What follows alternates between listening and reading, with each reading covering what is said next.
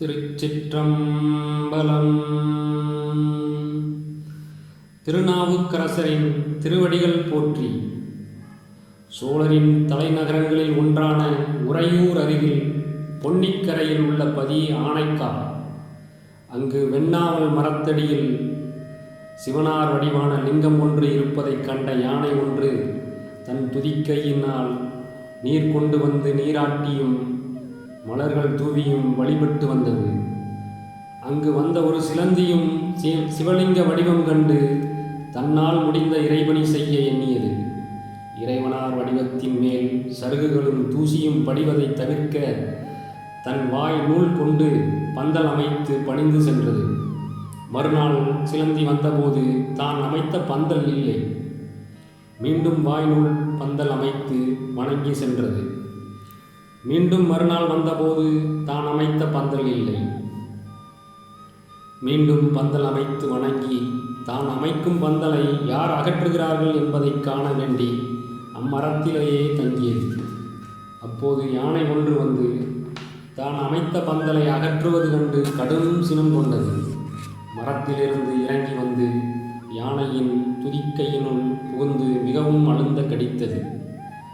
வலி தாங்க முடியாமல் யானை துதிக்கையை வேகமாக தரையில் அடித்தது. அடித்து கடைசியில் மாண்டு போனது. துதிக்கையின் உள்ளிருந்த சிலந்தியும் இறந்து போனது. இறைவனார் தனக்கு நீராட்டி தொண்டு செய்த யானைக்கு வான்பேறு அளித்தார்.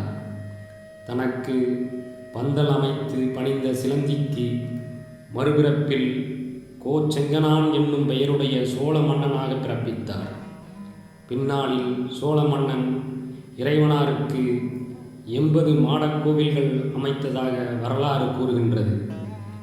இதனை நாம் அப்பர் பெருமானின் 4ஆம் திருமுறையில் பதிகம் திருக்குறுக்கை வீராட்டானம் 479வது பாடலில் காணலாம்.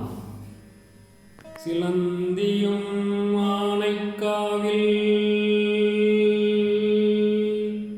திருநிழல் பந்தல் செய்து உழந்து அவன் இறந்த போதே கோச்செங்கனானுமாக கலந்த நீர் காவிரி சூழ் சோழ நாட்டுச் சோழர் தங்கள் குளம்தனில் பிறப்பித்திட்டார் குறுக்கை வீரட்டனாரே. சோழ நாட்டுச் சோழர் தங்கள் குளம்தனில் பிறப்பித்திட்டார் குறுக்கை வீரட்டனாரே.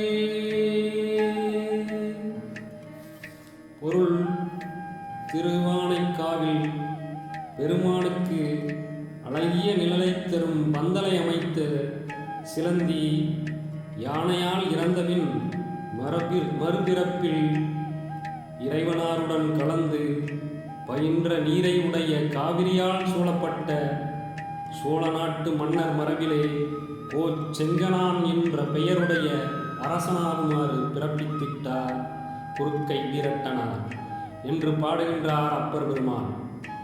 நாமும் தேவார பதிகங்களை பாடியும் சிவதொண்டுகள் செய்தும் சிவனருள் பெறுவோம், வாழ்வில் ஒளிவோம். திருச்சிற்றம்பலம்.